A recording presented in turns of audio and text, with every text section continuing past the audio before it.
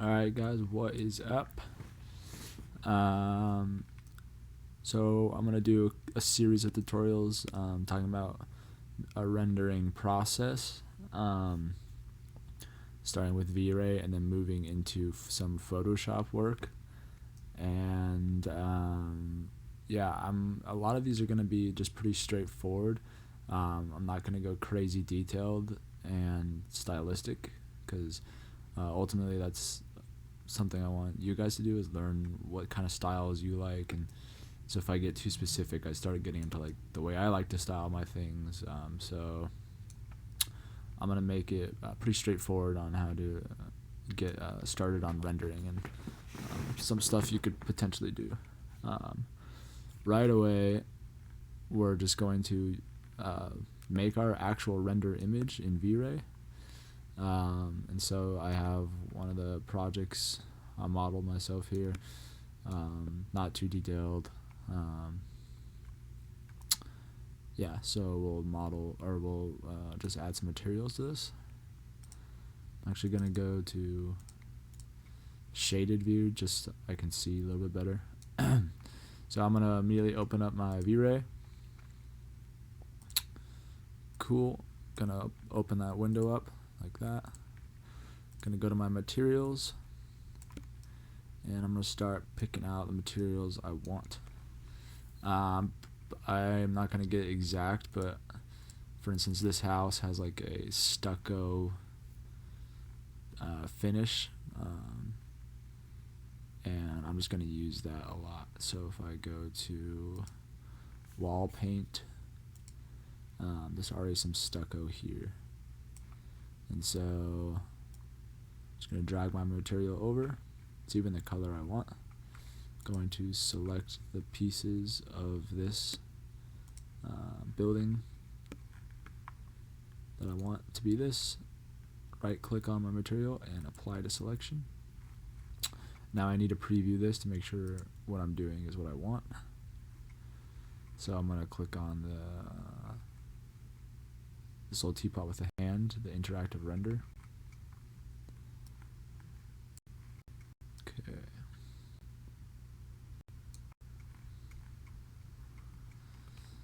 My lighting is a little odd in my settings right now. I'm gonna go to my parameters, make this a bit brighter so I can see what's going on.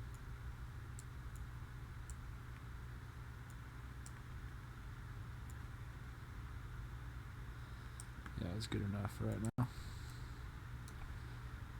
So I can see to a degree what's going on here. Alright. So I'm missing some of these pieces. I also want this piece to be stucco. I want this piece to be stucco. This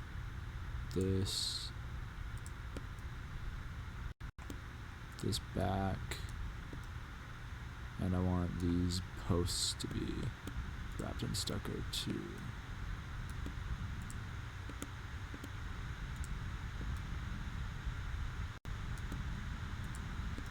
Yeah, just like that.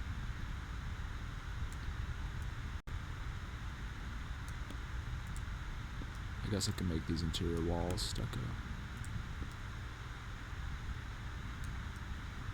And this back post. Alright, so go to my materials again. Materials right here. Right click on it, says stucco. Apply to selection. And it applied all this stuff to my selection right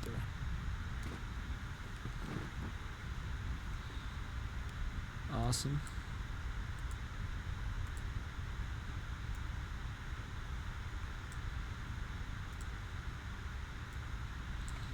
Okay. Now,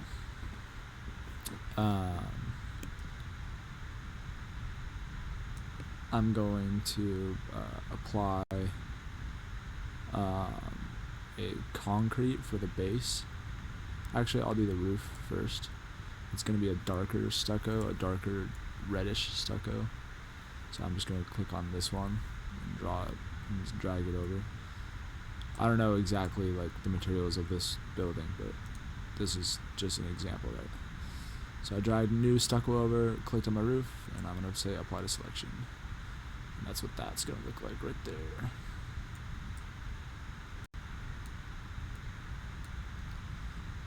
Nice. Alright, so now I can apply a concrete. Go to concrete. And just finds a simple concrete.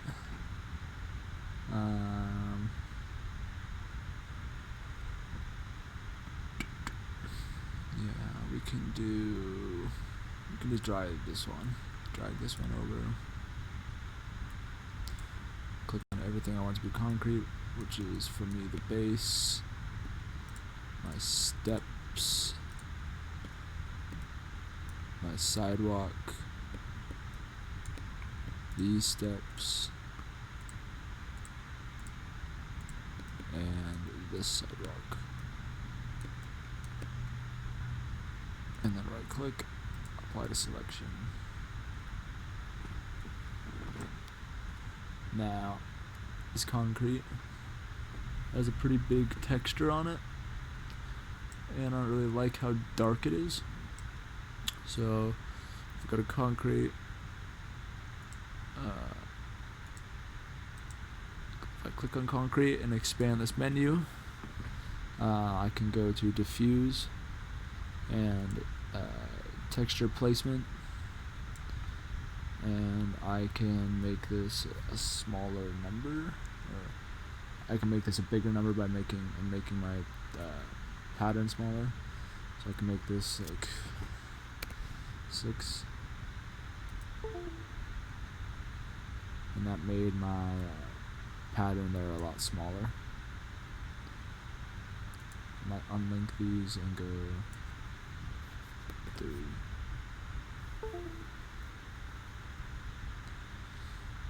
Let's try 1.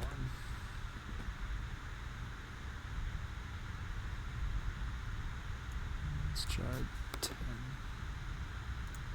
Just saying what looks good here as I enter different numbers. What looks good over here?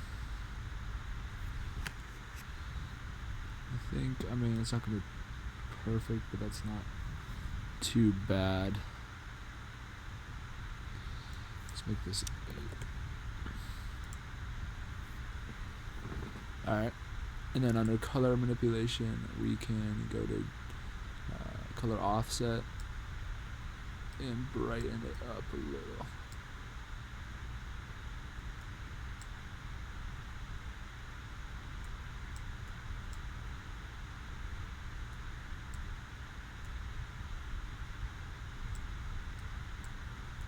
Yeah, just with color offset. I was making sure the other ones weren't doing anything. Cool. That's what that starting to look like. Now for my mullions here, all these pieces of the window, I'm going to select all of them and I'm going to make them something. I'm going to make them a black metal, probably. Semi-black, mostly reflective. I have all those selected to go to metal. Okay, I'm gonna go to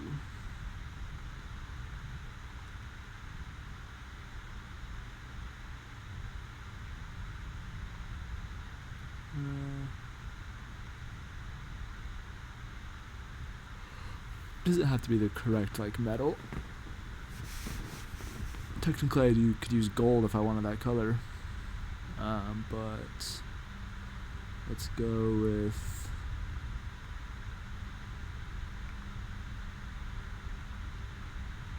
this aluminum brushed. Drag that over. Say apply to selection. You can see now our mullions are showing up.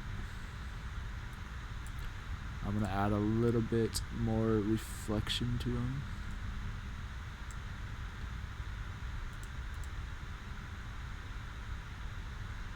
and then under diffuse,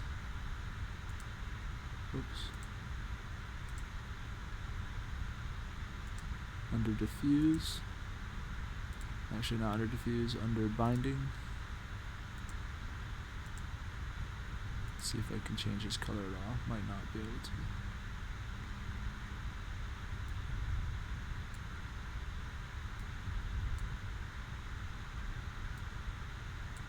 Well, I can a little bit, but not crazy.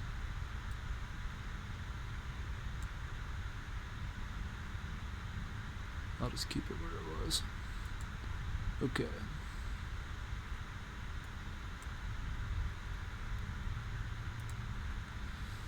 So got my mullions. You can see my model.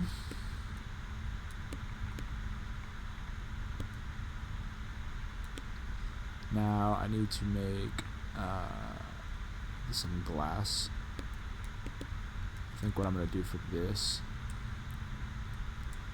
is go to glass, go to the very bottom.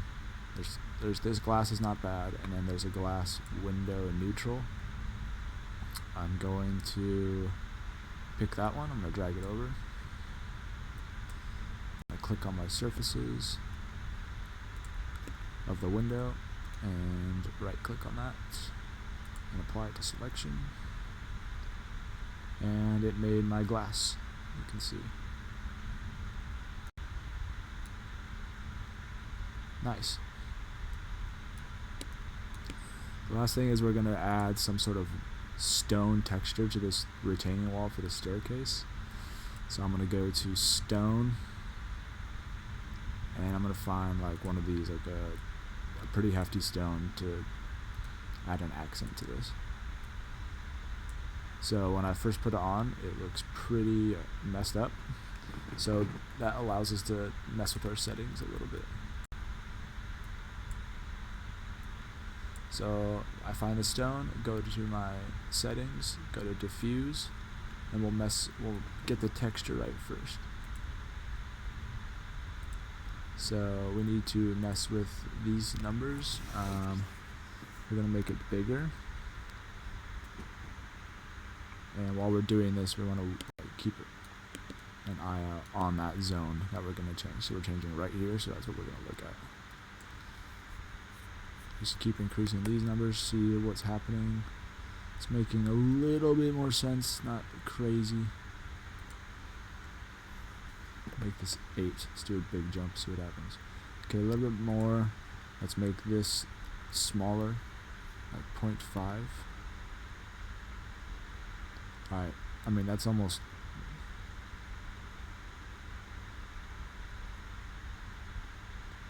normal. It's pretty good actually. Okay. Cool. Yeah, I just added a little accent to that wall. You could do it any way you want. I just, for example, putting it there. So now we have a lot of materials. What we want to do probably is then add a sun.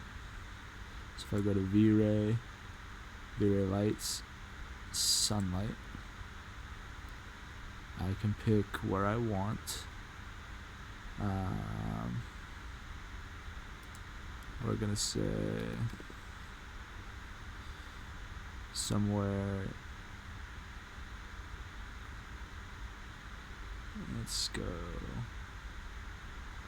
I guess we can do Mexico City.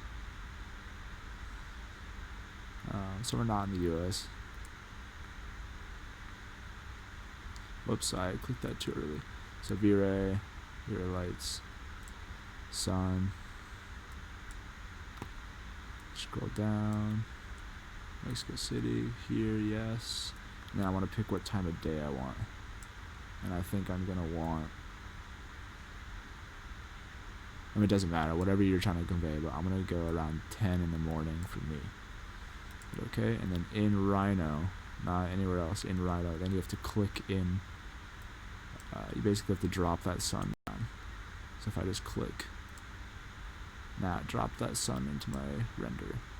So now I'm actually getting some nice sunlight hitting my model, bringing it to life. The sun is always my favorite part to add, because once you have all your materials, you add the sun, it starts bringing things to life, making things look a little bit more realistic, I guess you could say. Okay. Now let's, I'm going to adjust my camera settings a little bit, just so I can see what's going on a little bit better.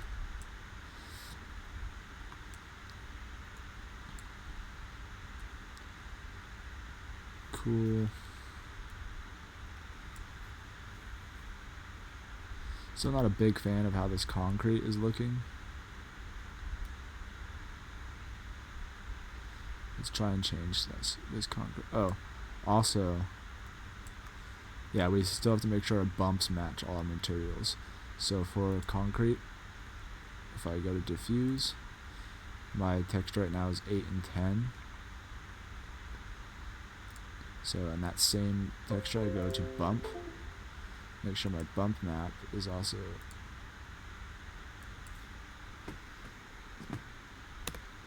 8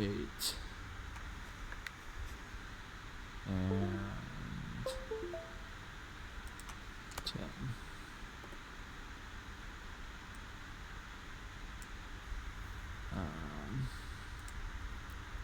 But I still don't really like how wide this looks. Looks a little better now, actually. But let's do 10. Let's do 12 and 12. And same thing with the bump.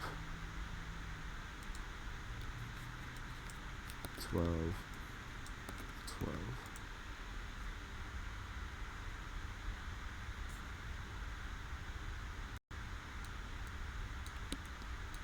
Okay. Yeah, and let's do that to our stone too. Make sure they match. Our diffuse texture is 8 and point to 0.5. So if I go to bump, color, texture placement, let's go 8 and 0.5. 0.5 is what I meant, sorry. Alright, cool. Now, the last thing we can do materials wise to this is add grass. So if I click in my Rhino on the plane I want, I have a few different ones.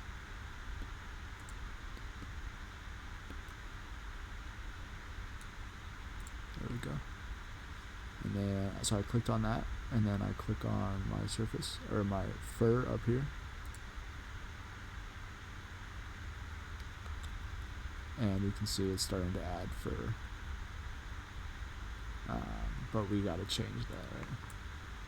Let's add a ground texture, grass. So if I go to ground, I'm gonna pick a drier grass right here. And I'm gonna go back to my fur and the materials up here. And then at the very bottom, it says material. I'm gonna check yes. And then I'm gonna check grass. So I just apply the material to the grass blades I made. And I'm going to decrease the length of the grass.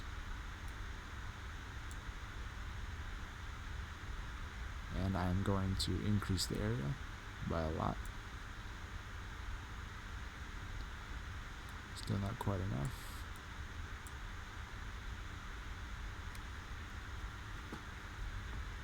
It's a little better.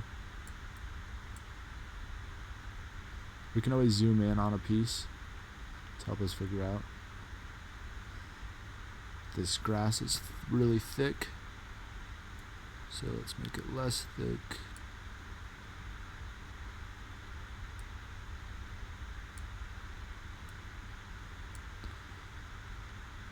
Let's take some height away. Let's add some more bend to the blades.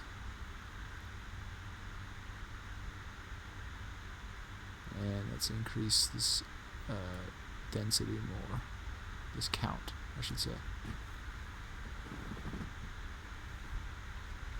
We don't have to use the whole slider. We can enter in a number that's obviously higher, like 20. See what happens. Filled in pretty good with that. I can do 25.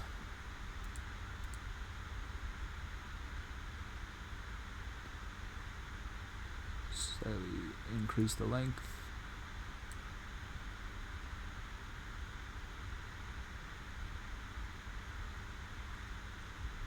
And that should be good. Yeah, looks good.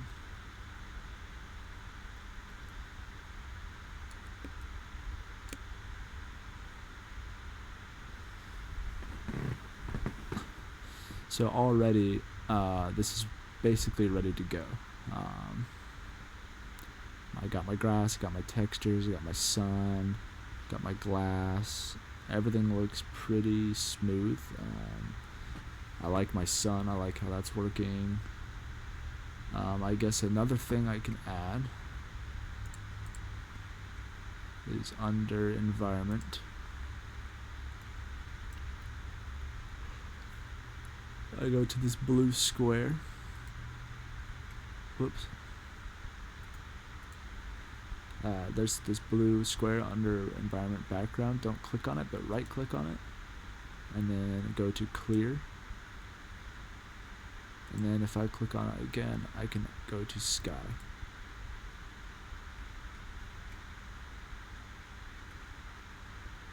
And that way when I zoom out on Rhino, it has somewhat of a sky gradient in the background if I wanted to use that. So if I'm looking up from an actual perspective,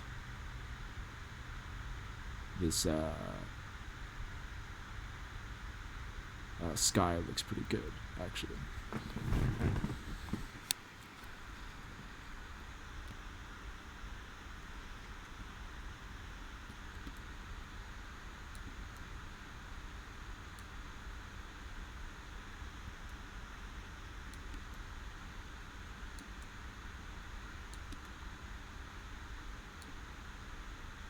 Okay.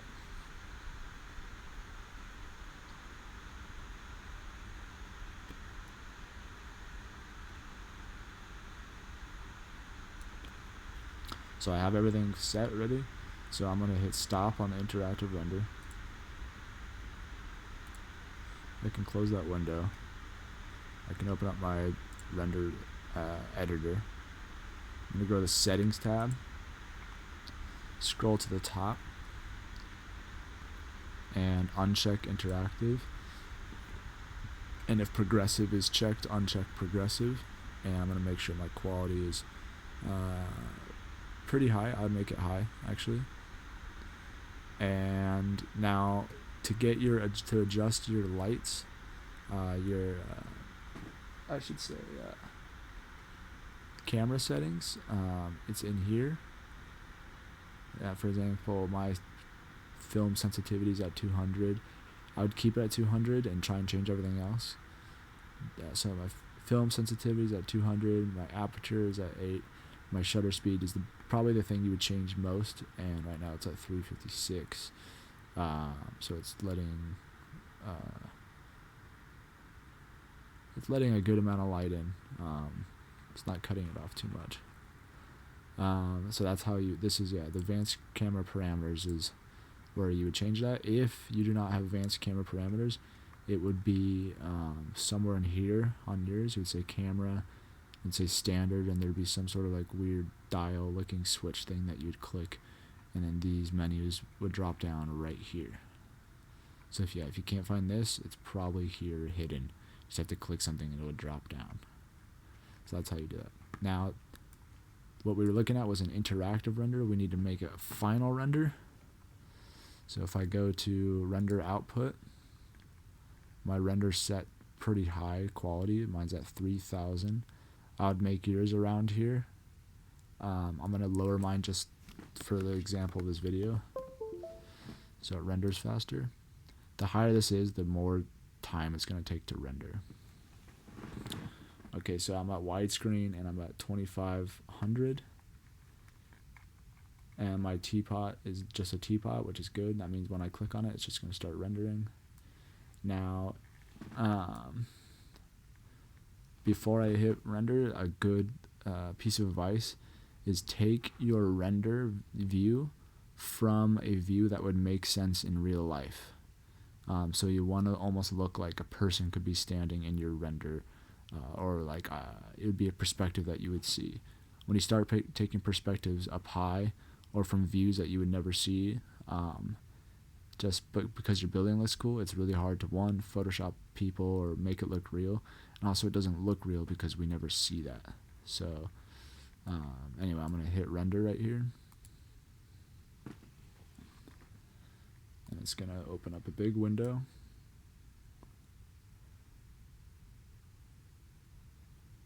And it's going to start slowly rendering. It will take a while. What I can do is, in this little window down here, I can click on this,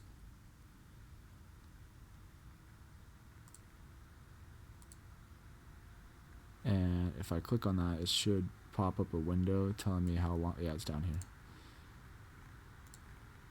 This window pops up and it's going to tell me the percentage of how complete it is. This is good to have because it's going to like tell you how much time is remaining and how long you can expect to be waiting for your render, essentially. So that's why I put mine up there, so I can just look. And so yeah, you can see these little white squares are eating at my image, making it high quality wherever it hits. So like, yeah, if I zoom in a lot, it's pixely, but compared to this, it's a pretty big difference. You can see that line right there. It's getting rid of all that and making. I also lowered my quality, so the higher quality this would be more and more and more crisp. But this is pretty good for what I'm just trying to quickly show you.